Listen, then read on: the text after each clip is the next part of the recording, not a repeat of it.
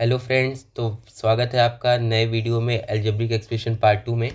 तो आज हम पढ़ने वाले हैं अलजेब्रिक एक्सप्रेशन का पार्ट 2। तो आज हम जो टॉपिक्स पढ़ने वाले हैं, पहली है टर्म्स, जो कि हमने पिछले में भी देखा था, पर आज हम रिवाइज करेंगे उसको अच्छे से। दूसरी चीज़ जो आज हम देखने वाले हैं वो है टाइप्स ऑफ अलजेब्रिक एक्सप्रेशंस। तीसरी चीज़ है फैक्टर। चौथी चीज़ है कोएफिशिएंट। और पांचवी और आखिरी चीज़ है लाइक और अनलाइक टर्म्स।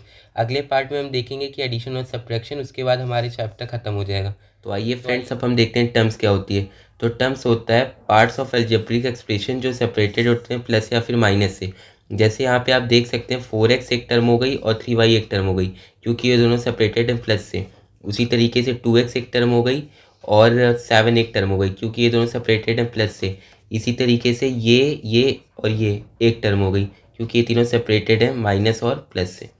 अब आइए नेक्स्ट हम लोग बढ़ते हैं मोनोमियल, बाइनोमियल, ट्राइनोमियल और पॉलिनोमियल की तरफ, यानी कि हम लोग देखने वाले टाइप्स ऑफ अलजेब्रिक एक्सप्रेशंस क्या होते हैं। तो types of algebraic expressions friends होते हैं हमारे मोनोमियल, जिसमें सिंगल टर्म होती है, जैसे 4x, 2y, ये सब मोनोमियल्स में आते हैं। ये आप एग्जांपल देख सकते हैं, जैसे 4x, 2a² 8, -2, कुछ भी आप एग्जांपल्स ले सकते हैं। 5, केवल कुछ भी, मतलब जिसमें सिंगल टर्म हो। बट बाइनोमियल वो होते हैं जिसमें डबल टर्म हो, जैसे आप देख सकते हैं यहाँ प्लस लगा है और ये दो टर्म्स है, सेपरेटेड बाई प्लस है, तो ये दो टर्म्स हो गई, और दो टर्म्स है तो ये बाइनोमियल हो गई। इसी तरीके से इसमें दो टर्म्स है तो ये बाइनोमियल हो गई। इसमें तीन टर्म्स है, दो जगह प्लस लगा है तो तीन टर्म्स हो गई, तीन बार सेपरेटेड है ना ये, तो ये हो गई ट्राइनोमियल्स। ये दो बार प्लस है, तीन बार सेपरेटेड है, तो ये हो गई ट्राइनोमियल्स। अब ये लास्ट वाला है पॉलिनोमियल, यानी कि अगर 3+ यानी कि 3 से ऊपर किसी में भी टर्म्स हैं तो उनको हम पॉलिनोमियल नेम दे देते हैं। इनको भी हम पॉलिनोमियल बोल सकते हैं, इसको भी और इसको भी। बट अगर 3 से ज़्यादा टर्म्स है तो हम उसको मेनली पॉलिनोमियल्स बोलते हैं। तो आइए फ्रेंड्स नेक्स्ट टॉपिक की तरफ बढ़ते हैं। फ्रेंड्स, अब हम देखते हैं कि फैक्टर्स क्या होते हैं। तो इसमें डिफिनेशन आप देख सकते हैं, द नंबर्स और variables that are multiplied together to form a term. जैसे 8a 5xyz 2a² 9pqr etcetera में आप फैक्टर्स देख सकते हैं। जैसे 8a में फैक्टर है 8 और a, क्योंकि 8a किससे बना है, 8 इंटू ए से बना है। अगर 12 का आपसे कोई फैक्टर पूछता है तो आप क्या बताते हैं, 2 इंटू 2 इंटू 3।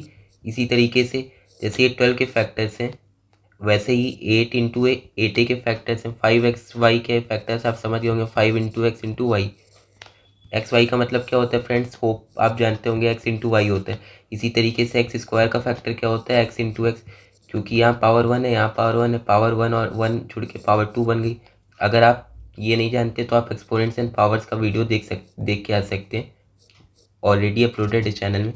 अब आइए देखते हैं 2a² में 2 इंटू a², यानी कि 2 इंटू ए इंटू ए, इसका फैक्टर हो गया। 9pqr में 9 into P into Q into are.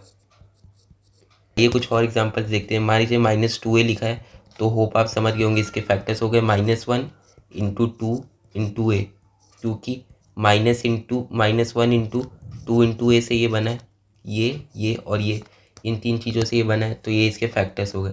बस फैक्टर्स इतना ईजी है फ्रेंड्स। तो आइए अब हम नेक्स्ट चीज़ देखते हैं कि कोफिशिएंट क्या होता है।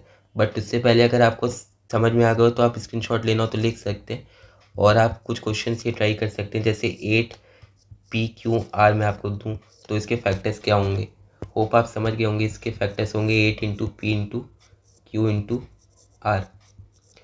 मैं आपको 5a² दूँ तो इसके फैक्टर्स क्या होंगे, 5 इंटू ए, इसके फैक्टर्स होंगे। ये हो गए आपके फैक्टर्स। अब आइए नेक्स्ट टॉपिक की तरफ बढ़ जाते हैं, जिसका नाम है कोएफिशिएंट। आइए फ्रेंड्स, अब हम देखते हैं कि कोएफिशिएंट क्या होता है। तो friends, coefficient is the number or symbol that is multiplied by a variable in an algebraic expression.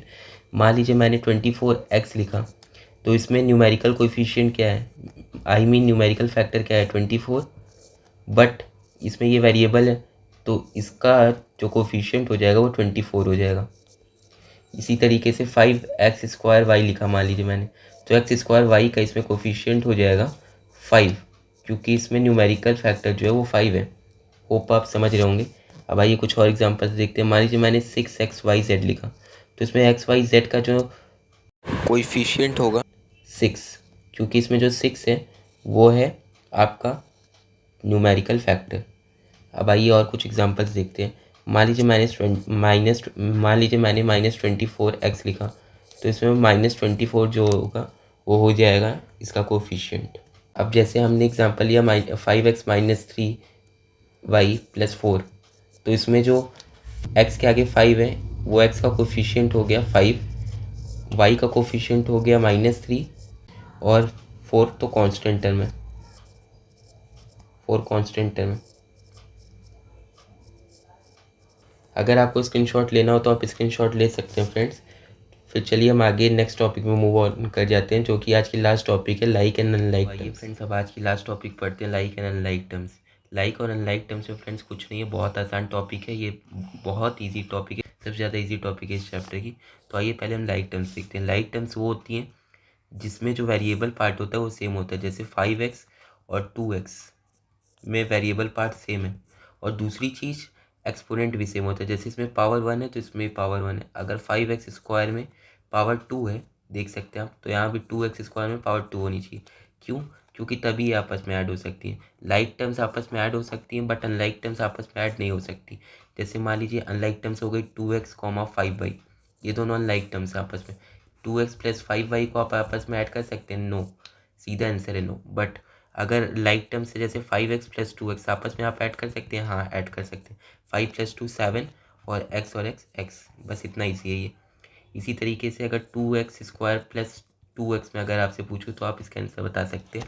ये नहीं है, लाइक टर्म्स नहीं है, क्योंकि मैंने बोला एक्सपोनेंट सेम होना चाहिए, बट इधर एक्सपोनेंट 2 है, इधर कुछ नहीं है तो 1 है, तो दोनों आपस में एक्सपोनेंट सेम नहीं है, इसीलिए लाइक टर्म्स ये आपस में नहीं।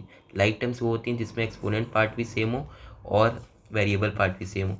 अगर मान लीजिए x और y लिखा है तो इसमें एक्सपोनेंट पार्ट तो सेम है 1 1, बट वेरिएबल पार्ट अलग अलग है, एक जगह x है एक जगह y है। अगर मैं आपको कुछ एग्जांपल्स दूं और, तो आप देख सकते हैं, जैसे आपको बताना ये लाइक टर्म से अनलाइक टर्म से 2x + 9x, 2y + 4k, 5x² + 2y²।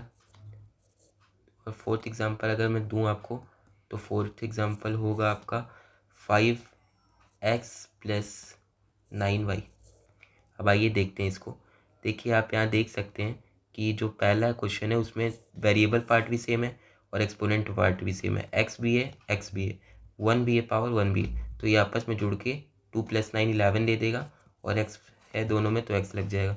But इधर y है इधर k है, तो ये पहले रिजेक्ट हो गया। और तीसरे में आप एक्सपोनेंट पार्ट तो सेम है बट वेरिएबल पार्ट डिफरेंट है, तो ये भी कैंसिल हो गया।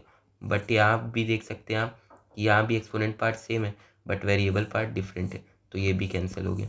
तो आज के लिए फ्रेंड्स इतना ही। नेक्स्ट पार्ट में हम और ढेर सारे क्वेश्चंस देखेंगे, एडिशन सब्ट्रैक्शन देखेंगे और भी कई सारी चीज़ें देखेंगे। आइए चैप्टर की जल्दी जल्दी समरी ले लेते हैं। तो टर्म्स हम देखने वाले हैं सबसे पहले। तो 2x + 3y अगर आपके पास लिखा है तो होप आप समझ गए होंगे कि टर्म्स किसको कहते हैं। तो टर्म्स ये हो गई और ये हो गई। क्यों? क्योंकि ये प्लस के थ्रू सेपरेटेड है, बीच में लगा है प्लस, और जिसके भी बीच में प्लस या फिर माइनस लगा रहे तो वो प्लस या माइनस से जो भी सेपरेटेड है तो वो आपस में टर्म्स हो गई। जैसे 2x - y में y और 2x एक और एक टर्म्स है, यानी कि ये दोनों अलग अलग टर्म्स हैं, यानी कि इसमें टोटल 2 टर्म्स हैं। इसी तरीके से 2x + 3y में सेम एग्जांपल हो गया फ्रेंड्स। दूसरा एग्जांपल हम ले लेते हैं, 2x + y ले लेते हैं, इसमें टर्म्स हो गई 2x और y। अब आइए हम देखते हैं फैक्टर्स क्या है हमने पढ़ा था। तो फैक्टर फ्रेंड्स हमने पढ़ा था 8ab में फैक्टर हो गए थे 8a और b, क्योंकि ये बना है 8 × a × b से। इसी तरीके से -ab में फैक्टर्स क्या क्या हो गए, -1 × a × b, ये तीनों हो गए इसके फैक्टर्स। उसके बाद हमने देखा था टाइप्स क्या होता है। तो टाइप्स फ्रेंड्स हमने देखा था मोनोमियल, यानी कि जिसमें सिंगल टर्म हो। दूसरा हमने देखा था बाइनोमियल, जिसमें डबल टर्म हो। तीसरा हमने देखा था ट्राइनोमियल, और चौथा फ्रेंड्स हमने देखा था पॉलिनोमियल। ये तीनों ही पॉलिनोमियल कैटेगरी में फॉल कर सकते हैं, बट हम मेनली पॉलिनोमियल बोलते हैं 3+ टर्म्स जिसमें हो उनको। उसके बाद हमने देखा था कोफिशिएंट क्या होता है। तो जैसे हमने लिखा 8x, तो उसमें x का कोफिशिएंट था 8x² y लिखा, तो x² y का कोफिशिएंट है 8। इस तरीके से होता है कोफिशिएंट फ्रेंड्स। और लाइक होता है जिसमें एक्सपोनेंट सेम हो, मान लीजिए इसमें 1 है तो 1 दूसरे वाले में भी होना चाहिए और वेरिएबल भी सेम होना चाहिए। होप आप वेरिएबल मैंने पूरे वीडियो में जो बोला है आप समझ रहे होंगे। अगर नहीं समझ रहे तो पिछले वीडियो को देख के आइएगा, पार्ट 1 ऑलरेडी अपलोडेड है। मैंने उसमें बताया है कि कॉन्स्टेंट्स क्या होते हैं, वेरिएबल्स क्या होते हैं, एल्जेब्रिक एक्सप्रेशंस क्या होते हैं, ये सब बेसिक। अगर आपको नाम में प्रॉब्लम होगी तो आप एल्जेब्रिक एक्सप्रेशंस कैसे पढ़ेंगे फ्रेंड्स, इसीलिए पिछला पार्ट देखना बहुत ज़रूरी है। तो मान लीजिए अगर y की पावर 1 है तो ये दोनों में एक्सपोनेंट तो सेम है, बट ये वेरिएबल डिफरेंट है, इसीलिए हमको यहाँ पे x की पावर 1 ही लेनी पड़ेगी, तभी ये आपस में ऐड हो सकते हैं। क्योंकि लाइक टर्म्स की प्रॉपर्टी होती है फ्रेंड्स, ये आपस में ऐड हो सकते हैं, बट अनलाइक टर्म्स जो होते हैं वो आपस में ऐड नहीं हो सकते। इसमें जो वेरिएबल होता है वो डिफरेंट होता है, या फिर अगर वेरिएबल सेम है तो एक्सपोनेंट डिफरेंट होगा। जैसे इसमें पावर 1 है तो इसमें 2 है।